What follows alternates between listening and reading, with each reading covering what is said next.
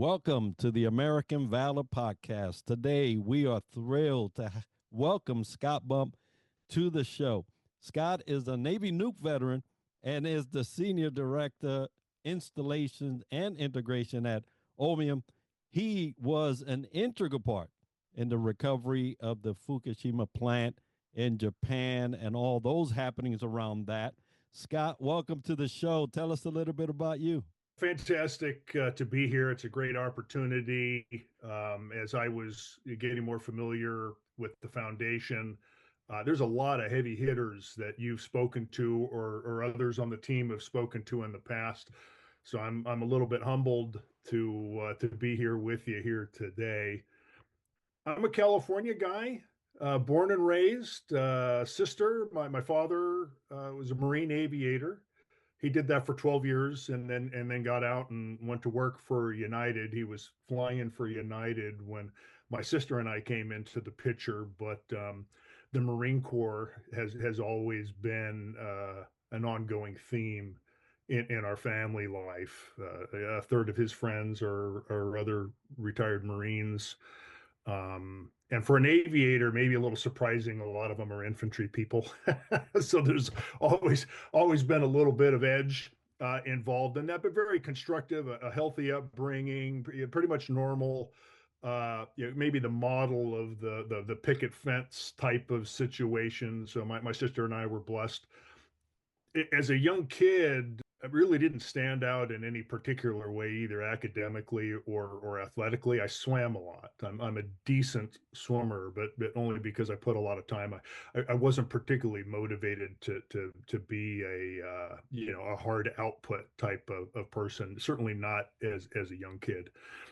And when I was looking at going to university, my grades really were not good enough to do what I thought I'd like to do, and that led to my evaluating the military.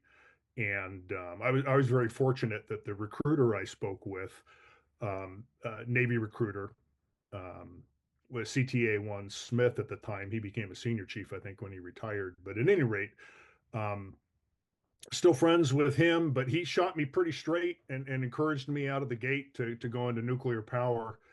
Um, if I hadn't somehow survived, I might have said that was a misread on his part because there wasn't anything outstanding about my academics that might indicate that I would get through a program like that. But I did, and that led my being a Navy nuke electrician for 6 years, and then a productive and enjoyable work career after that, which I'm still working. So that gives us at least a little summary of a handful of things, and then we can get into other areas based upon your or the rest of the group's interest. Absolutely. And I tell you that I really appreciate the nuke side of the Navy service.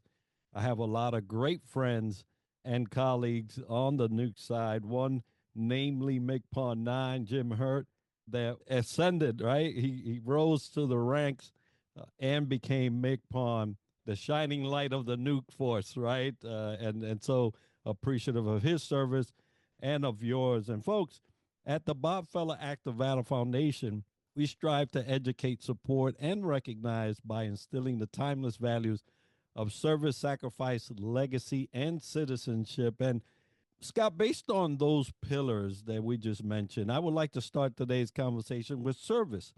Can you share your perspective on service and what that means to you? Yeah, and thank you for asking. For me, in general, I really think it means giving back with gratitude. And I wouldn't say that I thought of it as such when I initially enlisted in the military, although I knew it was a big part of my father and our family network of friends' lives. I knew they were very proud of that. I was proud that my father was a former Marine.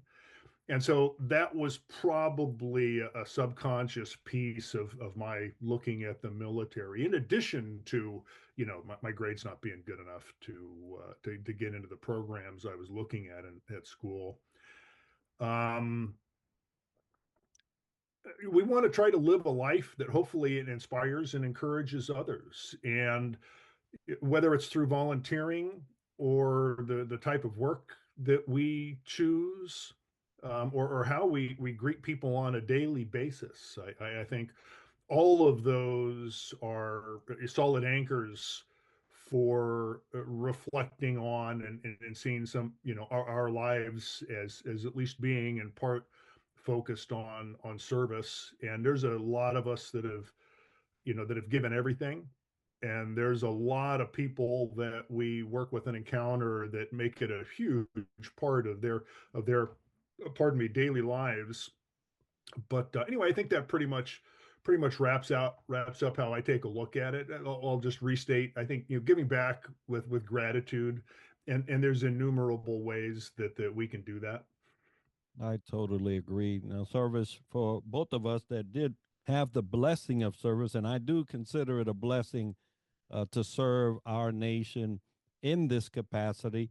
Only 1%, a sample at any given generation is serving. So, quite a small number compared to all those that would not choose that way. They'll serve in a different capacity, but definitely great points there. Now, in service, there are some levels of sacrifice. You were confronted with one of those times in your service where you had to answer a call that may have been, not so good in terms of exposure and those. But the Fukushima incident was no walk in the park, and many sacrificed to ensure things were contained. What was your experience there like? Yeah, thank you. That's a great question. It was one of a number of pillars in my life, pillar experiences that really become a part of maybe a reflection of how you live, and then something to reflect back upon the things that went right and went wrong. It's probably worthwhile to provide a brief backstory. I've spent a fair amount of time in Japan. I'd lived in and studied as a university student in Japan for 2 years. I'd worked there with General Electric on some pretty major plant modification and upgrade projects.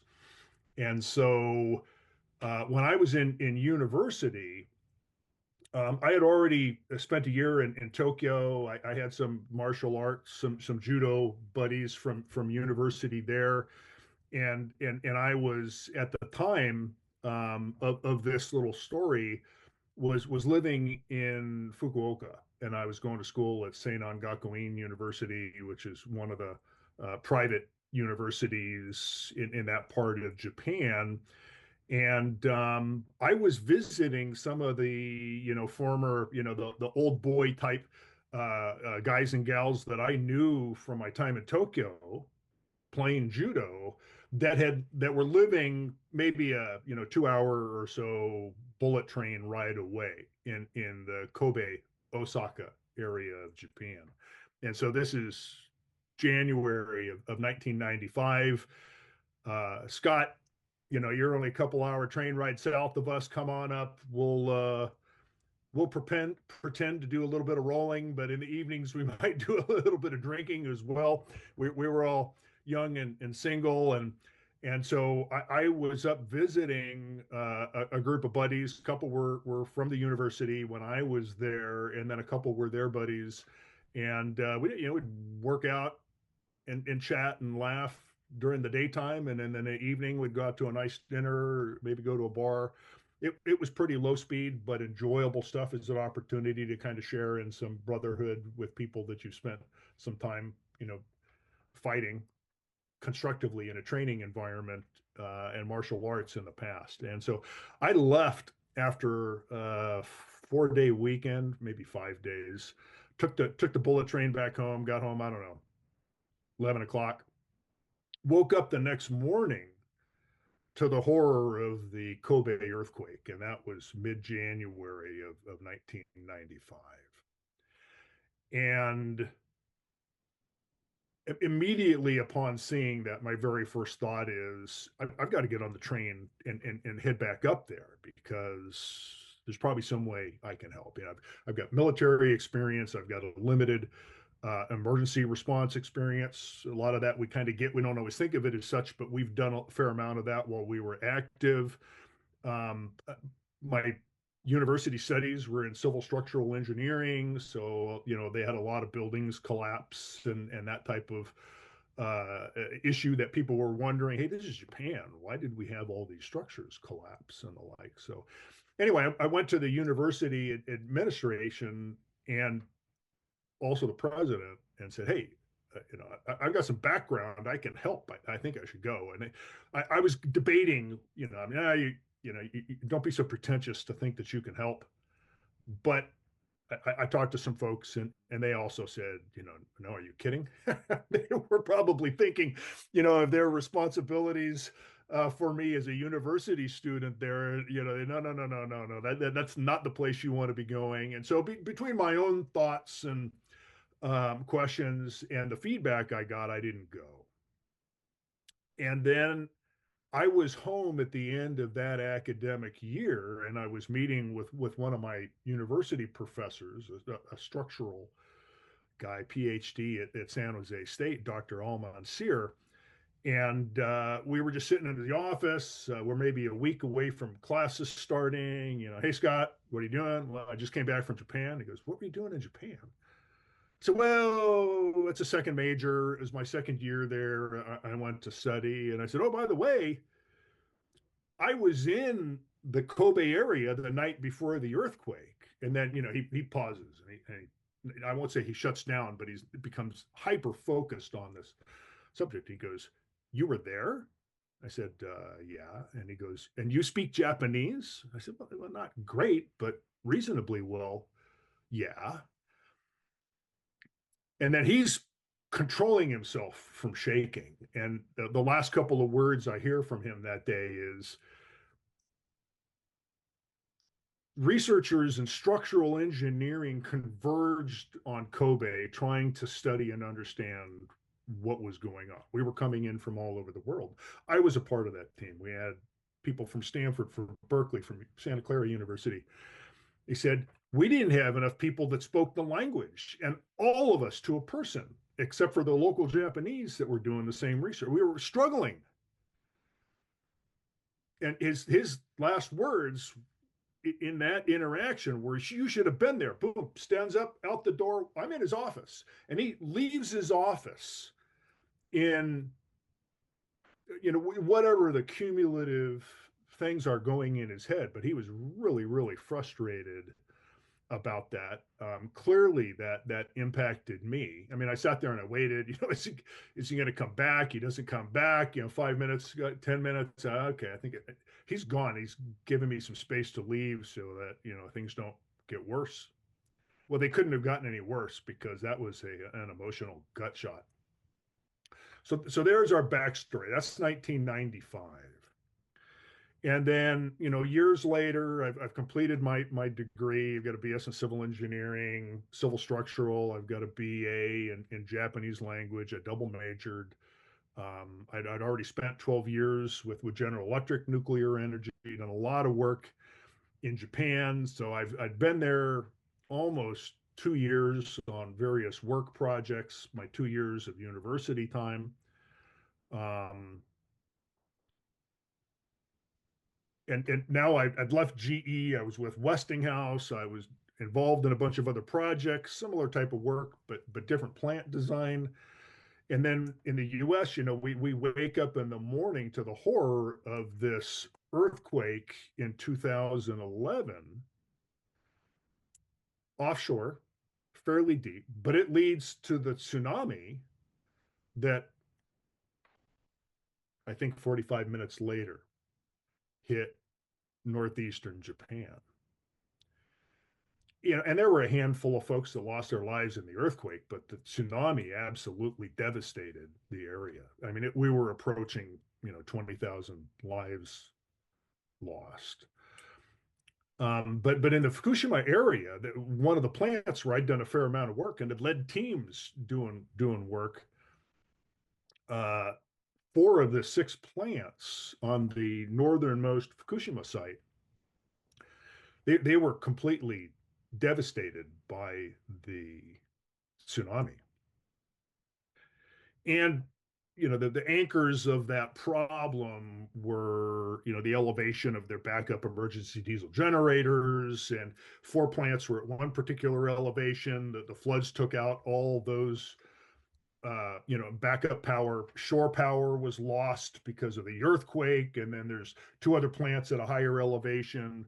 One of their emergency diesel generator sets remains in service, and those two plants are going back and forth using that electrical source of power to run their cooling systems. But now you've got four plants right on the coast. Three of them had been operating. One was shut down in a regular planned outage, and all of those plants had lost their cooling. And so, all of us that work in the industry that understand, wait a minute, we've lost shore power, and all the available power to supply cooling is now gone.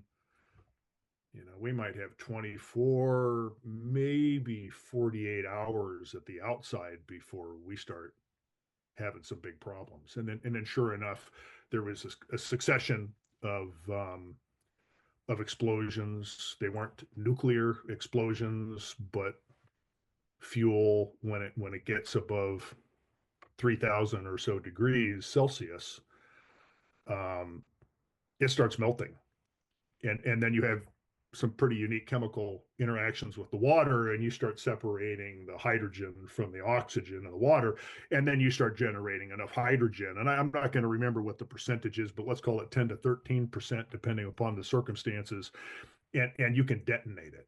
And that's what happened. And we had the explosions. And when we had the first of the plants experience one of those situations, all the rest of us are kind of hoping against hope that that's not going to happen.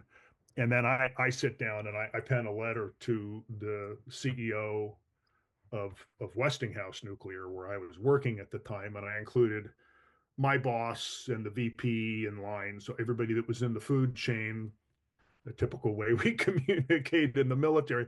But everybody from a command and control perspective knew I speak the language. Yeah, I'm a former Navy nuke, so I've done some crazy stuff there. I know these plants because I've worked pretty extensively at that site on projects that I was a supervisor, and then supervising others doing work. And the nature of the problem, not only did they have the containment structures destroyed, but you would release nuclear fission products into the atmosphere. And then I'd managed a research and development facility where we did work on used nuclear fuel, and created similar environments, but they were in controlled structures and facilities that were designed to do that. But all the radiological protection and safety aspects of this I was familiar with. So I had the language, I had the plant experience, I knew the safety environment, and now instead of northeastern Japan being in a 4x4 box with somebody operating remote manipulators outside in a safe environment, they basically just created a great big fuel cell, but it exposed to the entire neighborhood, if you will. And so I said, hey, I know these things. Japan's going to need help. You tell me where I can help, and I'm ready to go. And that kicked off a couple of things. And for about a week, it was pack your bags, you're going. Okay, hold on. Pack your bags, you're going. Hold on. And after the second time, they said, yeah, you can unpack your bags. So we're now at like day 4 or 5. And then I get a call from our VP of Asia, Jack Allen. It was like 1 a.m. He goes, okay, Scott, I'm sorry that we've gone back and forth. Pack your bags. All we're doing is figuring out what flight we're going to put you on. This is now a go. And then I flew out of Pittsburgh to Chicago, and was on a nearly empty 747 flying to Tokyo. And that was eerie. Got on the ground. There were some things that preceded that, but we had found a way to acquire some, DARPA developed drone technology. It was manufactured by Honeywell. Um, Part of acquiring that part of acquiring that technology, one of our VPs got a call from a somewhat pissed off admiral asking, how did you get my drones? But everybody's trying to solve problems, so nobody's trying to circumvent any rules and regulations, but things start getting solved, and then somebody goes, wait a minute, we need some controls applied here. And anyway, but we got these drones. They were, a little bit outdated technology. It's a ducted fan. It's basically a lawnmower engine with about $500,000 of GPS and HD camera technology bolted on the thing. And you start it like you're starting a lawnmower engine. It sounds like a lawnmower, but that baby flies, and it moves about 40 nautical miles per hour, and probably had an airtime of 45 to 60 minutes. And Honeywell asked for volunteers. They had a couple of Middle East veterans that had done some crazy stuff in their lives there, but that were now working and teaching others how to use these drones. And these drones were sold to police departments and militaries and things like that. So they had two guys and a gal, all of them with the least amount of training time was 1,000 hours. Some had multiple thousand hours. So there's this group that's coming over. I've been in Japan for 2 days. Um, these Honeywell service, this team arrives, and I drive up to the airport to meet them. None of them had ever been to Japan before, and I said, I'm gonna save them all the headache navigating. I grab them, and they're getting off the airplane, and it looks just like a field services crew, roughnecks, whatever you call it. Our guys, the folks, when they're showing up someplace, you got a sea bag, they're wearing blue jeans, it's a ball cap, some of them are chewing, maybe the chicks are chewing. It's just you've got that feel. And I go, okay, I know these people. It's the same thing I've been doing when we were in the service, and then doing field projects with GE and Westinghouse. And then they show up, and a Chinese medical doctor shows up, who's a Honeywell employee, who's actually there to monitor me, because Honeywell's a little bit suspect of what kind of an environment we're going to put these people in. And so we get to the hotel. We've got a couple of days of training. I don't know how good or bad of a job I did, but my goal was to at least give them enough knowledge that was equivalent to what we get in the industry to turn us into a radiation worker before we're allowed to work at a power plant. So that we had covered that base, but more importantly, so that they had some basic knowledge. And we were in the middle of one session, and one of our team members, Jeff Lumpkin, says, "Yeah, hey Scott, I think we're doing good. You don't need to tell us any more of this stuff. You just tell us what to do and where to go, and we're going to be good." And I said, "Man, I appreciate that, and thank you for the sentiment, but I'm an ops guy, and it's the same thing of when you guys are working for whoever leads your squad, whether it's a sergeant or whether you got some unique situation and you got an O2 that might be involved because it requires the attention. Those folks, they're trying to be mindful of everything, but they're focused on getting the job done. And as such, you guys need to know a little bit about all the other roles, and one of them is radiation safety, because if I miss, I need you guys to be there to stand up and say, hey, Scott, didn't you tell us we shouldn't be doing this? And then I'll be irritated because you're stopping me. And then I'll think, and then we'll regroup and redirect as appropriate. And so we had that interaction, and I'm getting ready to jump back into the materials we were covering. And the doctor came up to me and says, Scott, can we have a 5-minute break? I said, break time. So he's coming up and he goes, yeah, you know more about this stuff than I do. And, I like the materials that you're covering, but with that last interaction, I can go, because I can now call Westinghouse executive leadership and let them know that you're going to take care of their people. And then we went out to site. I mean, their equipment showed up, and for about 2.5 months in that time window, we were out on site 35, 37 days. And the drones that we had, I'm going to forget the military designation, but it was called the T-Hawk. There's another T-Hawk that's out there that's a big drone, kind of predator-esque, but ours was this little thing. I've got a picture where I'm holding one up in one hand. You know, it could be fully loaded with fuel, and it weighed maybe 18 pounds. And it had a good GPS and HD and IR package on it, but the Japanese wanted to know if we could try to get some radiological measurements. And so they provided us some gamma and neutron monitoring equipment. We duct taped it to this stuff.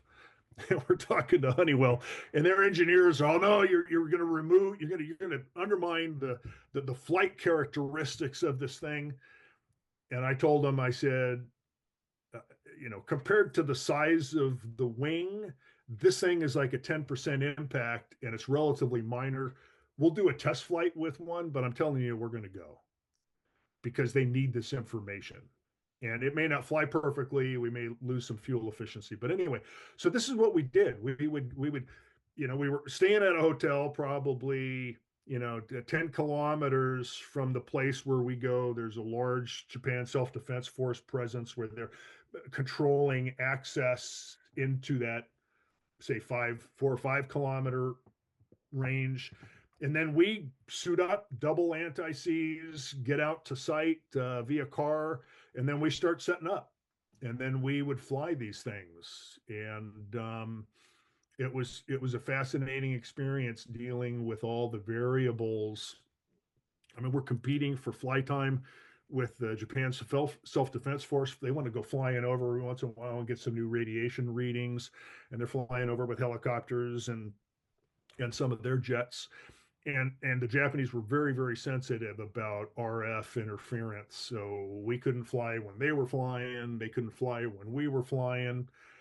And I think the thing that I'm most proud of is that we went into that expecting, but not knowing what, somebody's going to get hurt. We're going to sprain an ankle or do something. No injuries. Our radiation exposure was less than what we had internally projected. Um, it was encouraging to see. It was all ad hoc, but the infrastructure that the Japanese put in place um, was quite robust given the impairment of normal activities on the facility. And so we gathered information that was being fed into the teams that were actually going inside of the containment structures, trying to ensure that they continued to keep the at that time already melted down cores as cool as they possibly could, and minimize any further risk of release of fission products. So that's kind of maybe a long-winded version, but I was trying to touch on a couple of key elements of it. Uh, Crazy experience. I mean, I was fortunate that the highest pressure stuff I ever had to deal with in the Navy, besides getting through nuclear power school, that was my crucible. But it was Cold War push and shove stuff with the Russians in the Baltic Sea, the Bering Straits, above the Bering Straits. And this was the first real high pressure situation. People whose lives were in your hands, and the output of the data that you were getting was absolutely critical to supporting people that were working in even tougher environments. And so the pressure was immense. Yeah. But I had a great team. They responded to everything that we asked of them, and it was a crazy, unfortunate, but it was a pillar experience in my life. So that's Fukushima in a big nutshell. I come from the meteorology oceanography community. And so I was wondering at that time, I was at the Pacific Theater, and wondering, the environmental impacts, the oceanographic impacts, the people impacts, land, and all this. And so all of that was going through my head when we were watching all this. Obviously, from the Joint Typhoon Warning Center, we also do the seismic stuff, tsunami, and all of those things. So we were on it in terms of that piece. But once we saw the impacts to that area, I said, "Wow, that's going to be something to watch and may affect Japan for a long time." And as a Westpac sailor, visited Japan a lot, and so I was keen to keeping an eye on this. So thank you for that. Now you mentioned earlier your father's service. You obviously had served, but you have a deep family history with service. Tell us a little bit about that and how you view legacy. Yeah, thank you. You kind of fall into the legacy. I mean, circumstances lead to different generations um, choosing to contribute, and it's both a service and a sacrifice. But the legacy piece that at least to me seems somewhat interesting, and there's a lot of folks that have far more generations of this than I do, but my grandfather was an armed postal rail officer, basically a police officer for the mail transportation on trains. um Actually had a chance to meet him when I was young before he passed. And then my father, uh, like many during World War II, as soon as he was old enough, he volunteered, and through the circumstances at the time, ended up um, as a naval aviator in the Marine Corps Reserves, and was shuttling B-25s from Florida to El Toro when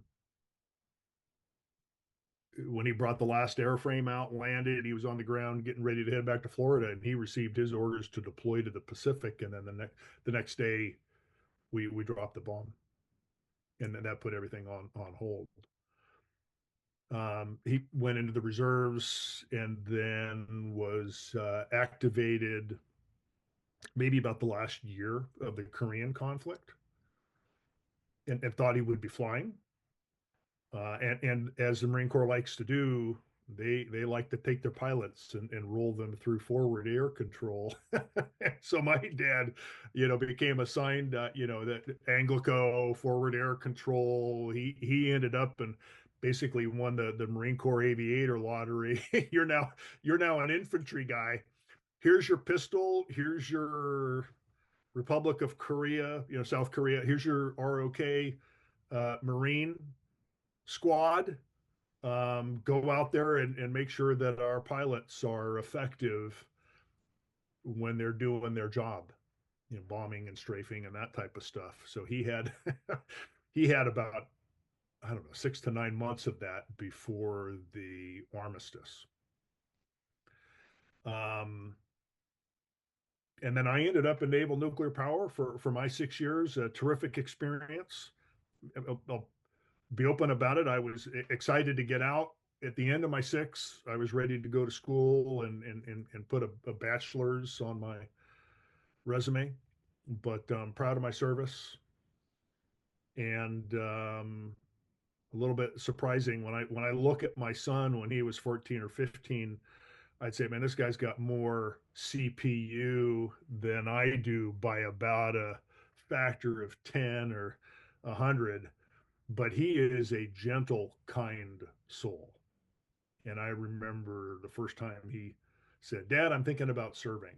my, my my son, my two daughters, and I were hiking, to Yosemite Falls, and we're probably about 20% in the way on the way up the hill. And I hear that, and the girls are out ahead. I say, "Hold on, girls, we're taking a quick break, time out." And then I sit down, my hands on my lap, and I said, "Well, tell me about that. Now, what's going on inside of my head? I'm the Tasmanian devil." Wait a minute, how do I stop this? And I knew that stopping it wasn't something that I had direct control over. So let me at least find out what his thoughts are. And so he got that out. And I said, hey, nothing would make me prouder, but you are a sensitive, caring kid. And sometimes the military can be really hard on somebody that's got a lot of depth of emotion. And that was the end of that discussion. I didn't hear about it for probably 3 more years.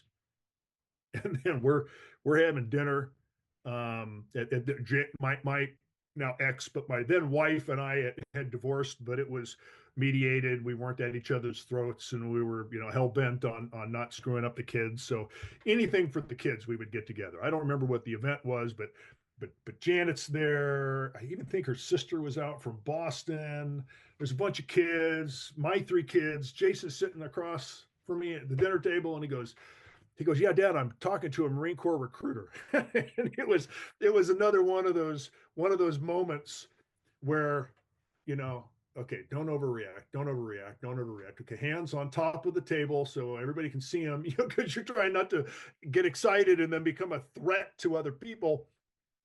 And then the next thing out of my mouth is, well, tell me about what you're thinking. And so he had a couple of discussions, and I said, your mother's gonna launch when she hears this, if this is truly something that you want to do. And he goes, yeah, I have no idea how to handle that. I said, okay, here's our game plan. I'm not going to tell you no. That's not my prerogative. But you need both your mother and my signatures for this to proceed until you're 18. I said, if you talk to the Navy and the Air Force, because they've got more technical programs, and you're a technically inclined kids, um, regardless of whatever your decision is, I just want you to talk to them. I'll get your mother to provide her authorization.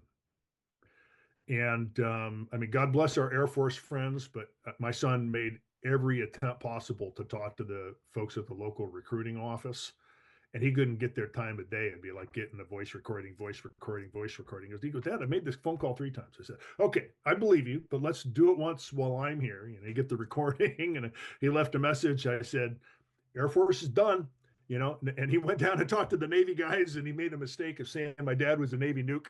And they're looking at his grades, and all they could talk about was nuclear power. they couldn't get off of that. And so he knows what my life in nuclear power has been like. Working for GE and Westinghouse, you get a call at 2 a.m, and you're on a flight in 2 hours because a customer's got a need. And he says, Dad, they won't stop talking about nuclear power. I said, well, I can understand that, but okay. So you've met both our requirements. Here's our signature.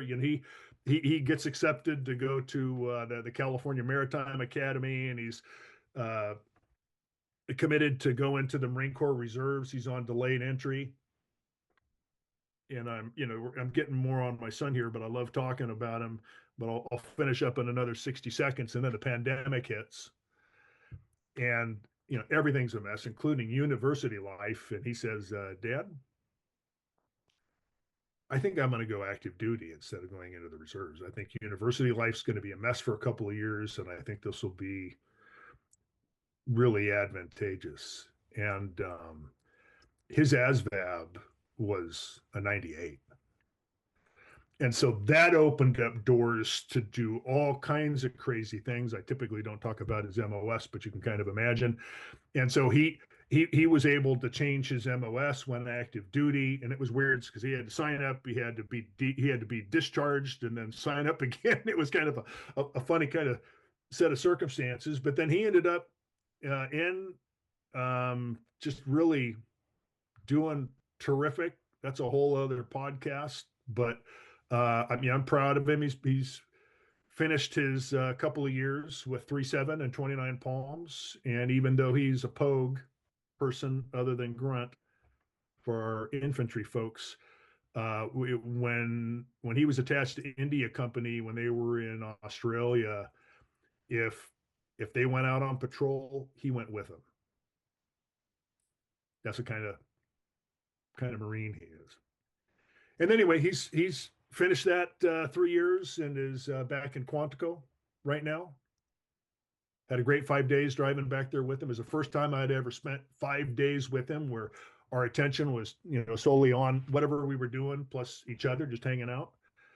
And so that's kind of the family story. He's re-enlisted. He's now a sergeant. I pinned his stripes on him down at 29 Palms the beginning of last year, and he likes what he's seeing, and he's thinking about how he wasn't happy just being a part of the blade. He's interested in being the pointy end of the spear, and that's some of the stuff he's looking at right now.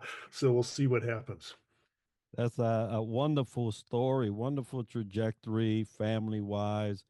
And it's funny how you start, hey, he was a gentle soul, and now he wants to be part of the spear, the pointy end, right? But that's what you were alluding to in terms of, hey, the military has a way of taking something that may be dull and kind and making you, something that you could use in other ways. But love to hear how he has taken advantage of an opportunity like that and has made it his own. And so, you're proud and so are we. Semper Fi to that Marine brother there. Uh, Amen. Simplify. so we talk about our children, right? Citizens, the kids that we were raised to be great citizens for those of us that had the upbringing in that regard. But citizenship is so important, and it goes everywhere we go, right? And you've been a person that have gone abroad in different times in your life. So how do you embody citizenship while you are traveling around the world? Yeah, thank you. I think there's a couple of key points when we talk about citizenship. There's, we won't feel it daily, but certainly there's voting. It's a responsibility to vote, jury duty. We could talk about a whole bunch of things. And then in our case, and a lot of the folks that we hang around with serving in the military is another piece of it, however small a percentage of the population that is. But specifically to your question, um, and I felt this keenly when I was active. When we were overseas and I got off the boat, I was aware. And my father might have actually provided some input here, but it resonated. And so I was conscious of, have fun, but don't embarrass your country wherever I was at, whether I was in Asia or Africa or, all the places that you get to visit when you're on a Westpac. And then I tried to lead with that in mind when I led teams after I got out of the service and was working for GE or Westinghouse. And then as important is how you represent when you're interacting with folks that live, die, and breathe in the country that you're visiting. And a lot of them are not as fortunate as we are in this country. Even in this time of a period of chaos and polarization, um, the least of us have benefits that the majority of people on the planet don't have. And so how do you be conscious of that? How could I be conscious of that and represent well, um,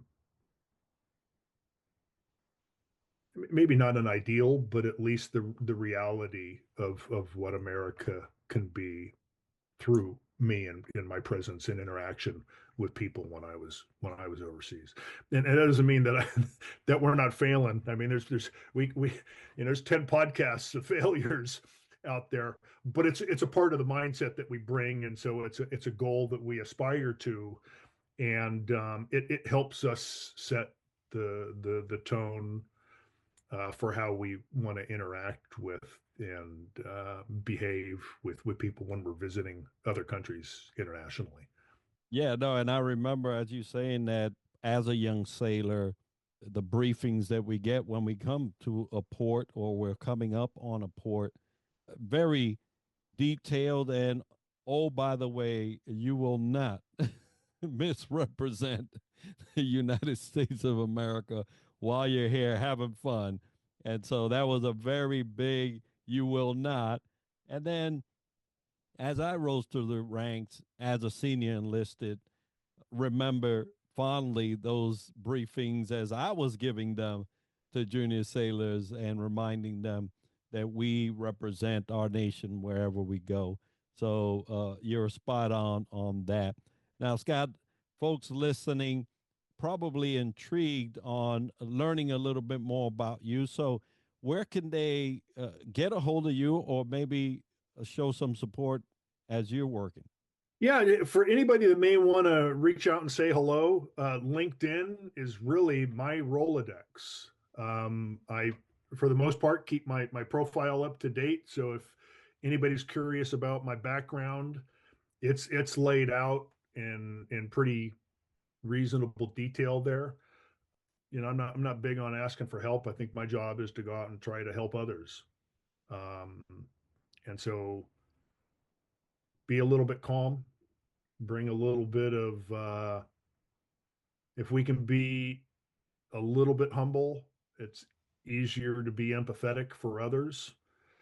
And even when others are throwing rocks, you may not be able to engage, but don't throw rocks back. Now, there's a time and a place where you've got to step up and defend yourself. But I'm talking about in the verbal back and forth and written and online back and forth. I'd say the best thing that we can do um, is be better citizens. Scott, thank you so much for being with us and sharing your history, your trajectory, and all that you have been involved with in support of our nation during service and also in the corporate sector, which also supports the nation in one way, right? Folks, for more information on the foundation, please visit us at our website, actofvaloraward.org. And on behalf of Bob Feller Act of Valor Foundation, thank you all for joining us on this episode.